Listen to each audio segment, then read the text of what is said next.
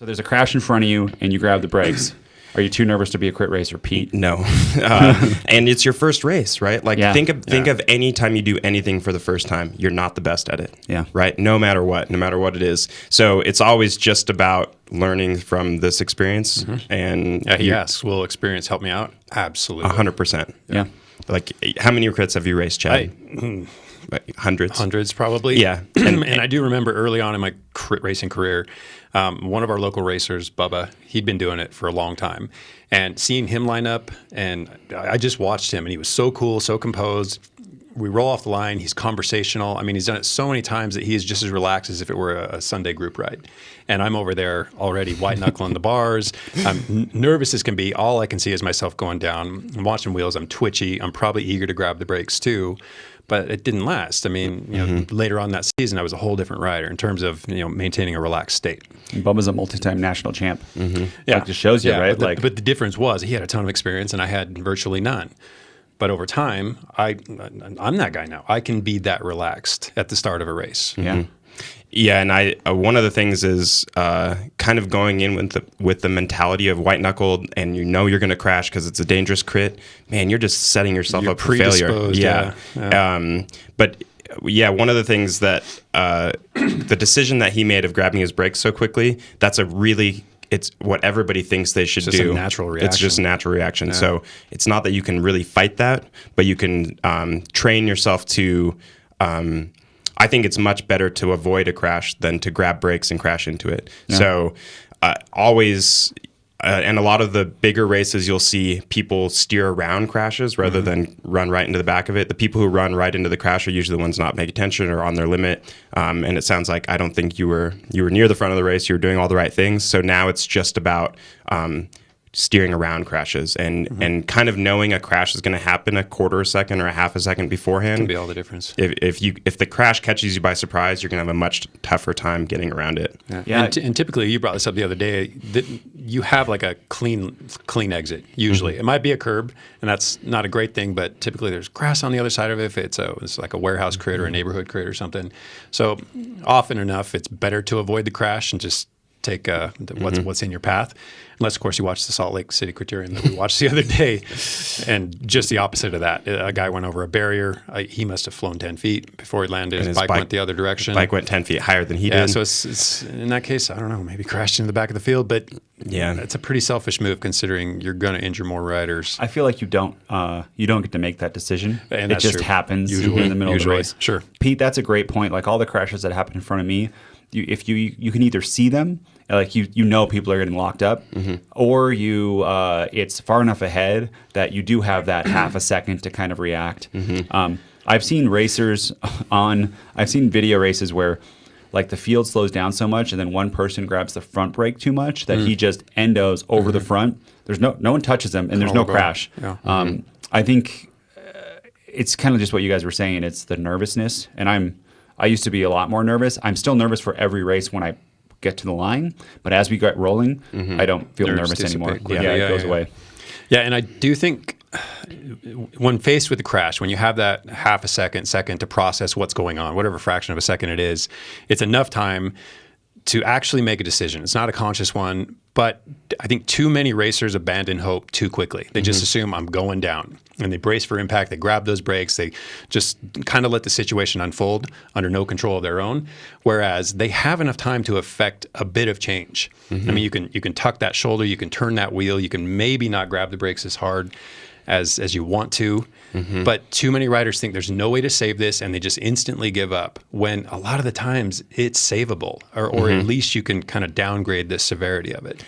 I'll knock on wood. I've been near or around tons of crashes in the last handful of years, and I haven't crashed in a long time. Like, I haven't actually gone down. Yeah, jinxed. Yeah, I'm screwed now. But I'm gonna say it. No, I was thinking about like the Salt Lake City crash. I had what could have been a horrific crash at a race called Mirko many years ago. And it was my first real big race. There was motos like with cameras on them, and I was freaking out, and I dropped my chain, and then all of the things that happens when you're a fresh racer. But there was a scary descent, and a guy rode off the road on the descent. It was kind of this farm hill, And what ended up happening is their team car stopped on the side of the road, and I came around a blind turn and hit another rider and bounced into the car. And so I could have just locked up my brakes and put my face into the back windshield, but I thought, well, there has to be a way to not hit the car. And so I kind of low-sided myself and slid on the ground and ran into the underneath of the car instead of the big. That's crazy. And so there was a huge dent on the back of the car, and all I did was ask for a tool to straighten out my bars and fix my saddle, and then I finished the race. This is a mythical Cliff Bar story about how Pete like ruined a car and was fine and just got back up. Because I think one of your teammates saw it, right? We saw it at the gas station later that day, and they were going, look at the dent look at what you did to our car. And there was a very large dent in the back of the car. You're a big boy.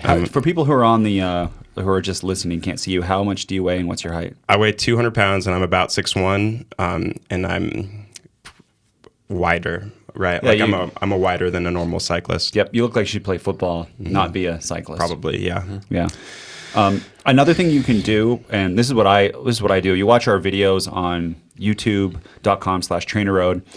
We do highlights of races, and Pete like critiques all the bad things I do. But you can also watch just the complete race. And if it is, there's like kind of two modes I feel like in a crit or road race. There's the one where you're all strung out and going fast. And that you got to keep wheels pretty tight. Then there's like where the peloton is kind of fanned out a little bit, and you can still be going fast, but those are the situations I feel where crashes are most likely to happen. And you can leave a little bit of gap or kind of be on the outside and still get a great draft. And you'll see people call me out on YouTube like, you're not following close enough. But if you look at my watts, they're like 150 watts, but I've got an extra half-length bike to brake. Yeah, there's still a lot of draft going on. Exactly, because you have the whole peloton in front of you. Yeah. So you don't have to be that close. You can give yourself an exit, or I'm running kind of on the outside or on the back, just so I can give myself exits. I don't like being in the middle of a peloton where I am almost touching the wheel in front of me, and then I've got two shoulders next to me and someone behind me, because then if a crash happens, you're instantly going down. To go. Yeah. Where'd they go? So you can kind of do that. You're going to use a little more fitness, though, because if it does string out, you just let people file up in front of you. And then that's a great time. Then you're further back, which we're going to talk about in a second, or you can kind of slingshot when it slows down again, rather than trying to always fight to be the first few wheels. I think that's the biggest like misconception that is you have to be right up front. Everyone always says, you got to be right up front, you got to be right up front, you got to be right up front. But there's times in situations in certain crits where you don't want to be right up front. It takes more energy. It's more dangerous. It's more taxing. You get a free ride on the back. It's really, actually, Pete, let's ask that question. Yeah. When do you want to be at the front, and when is it okay not to be at the front? For me, like you'll notice, we do a lot of videos and we race a lot of crits together now. I'm either sort of off the front or I'm mid-pack, right? I don't actually hang out right at the front very often unless I'm specifically doing something. And like you said, if you're a foot or two off a wheel, I can get a way better view of what's happening in the race. And that's kind of the next step of this experience that you can get by crit racing is you can tell what's going to happen if you're paying attention in the race. Like we were laughing. It's amazing.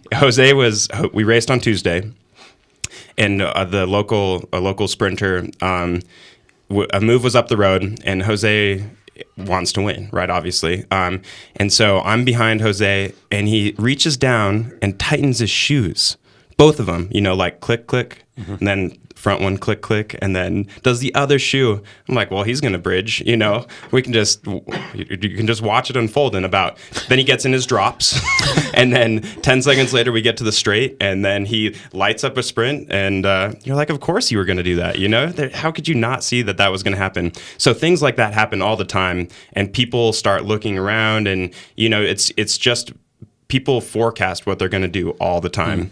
And so being mid-pack, you can see a bunch more of what's going on, and you're not. People can't punish you for making mistakes when you're in the middle of the pack. If you're on the front and you make a mistake, people can punish that. Yeah. So the only time I think it helps on the front is if there is a attack, you don't cover it. You have to let the other people from behind fill in, and if that happens, you can have a much easier acceleration. I think it's a bit of a gamble, but yeah. In my experience, if it's technical course. where it's going to be strung out almost the whole race up front is imperative. But all these other ones where, you could line up 14 riders across the road and it's not flat out fast the whole time, at least in the lower categories, you can totally move up a whole bunch more than that. The other kind of funny thing that happened in our race is we were doing like 1-2 attacks, and Pete loves to attack when it slows down. And we'll have this on video, but we were going, I had just attacked, and I turned to the guy who covered me, and I go, there goes Pete. And I didn't even know you were going, and you go on my right side in the gutter like a second later, and you just go, and the guy's like, I can't cover that. Yep. Okay. Yep. And then you actually start the question with, am I too nervous to be crit racing? This is simplistic and easier said than done, but relax. I mean, there's a reason throughout so many of the workouts with the on-screen instructions, I coach relaxation. And it's not just so you won't waste energy. It's also so that you can being relaxed in a situation like this buys you that fraction of a second that can actually make the difference between falling and not falling. So do your best to relax. And again, it's easier said than done, but there are techniques. Drop your shoulders, soften your elbows, take big breaths.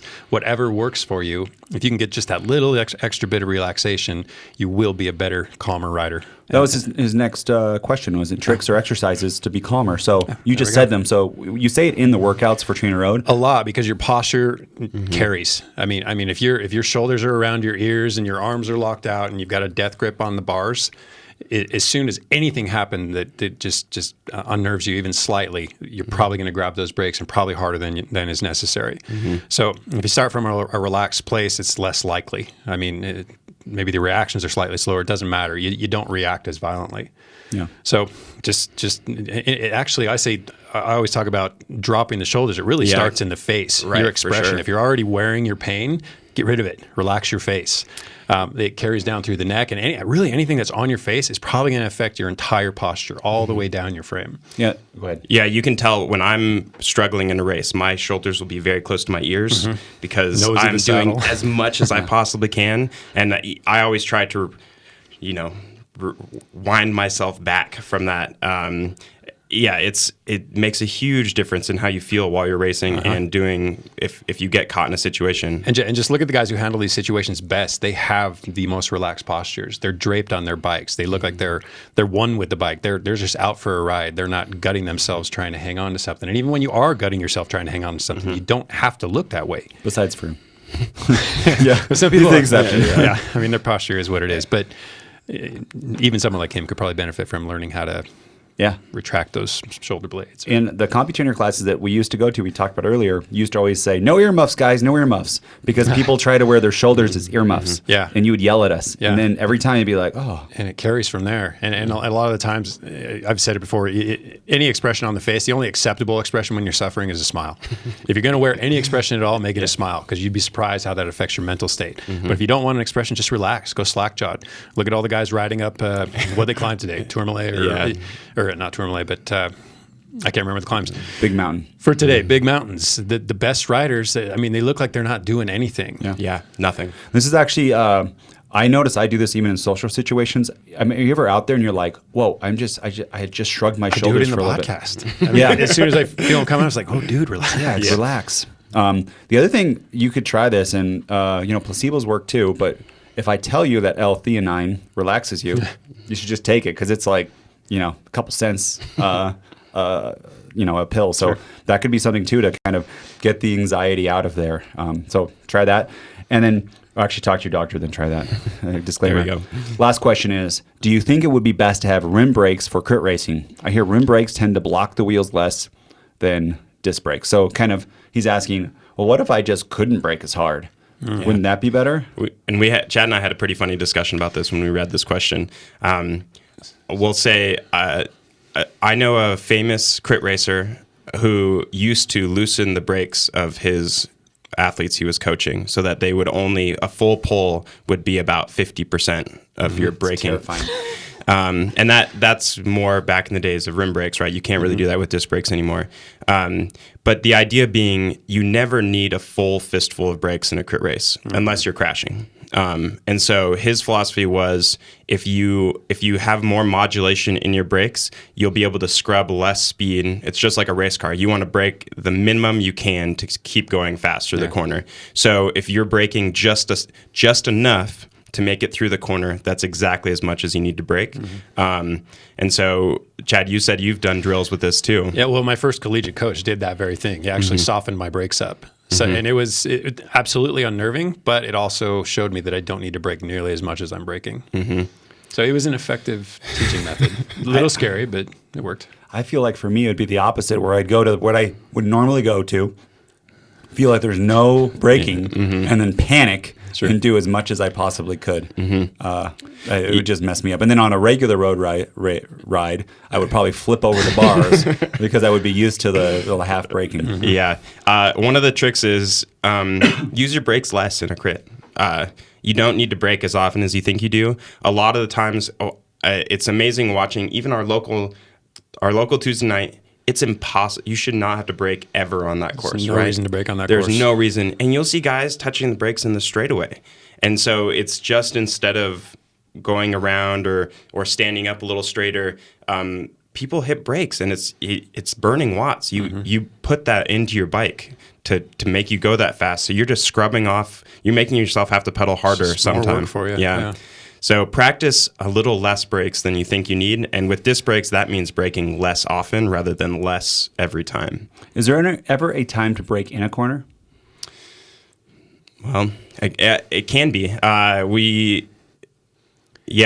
So it depends there's actually quite a lot of finesse braking that goes on in a tightly knit bunch. I mean, if you're close and you're trying to hold position, you've got to use the brakes. If you don't want to come off someone's wheel, you've probably got to use the brakes, unless they're just drilling it and you're just hanging on for dear life. Yeah.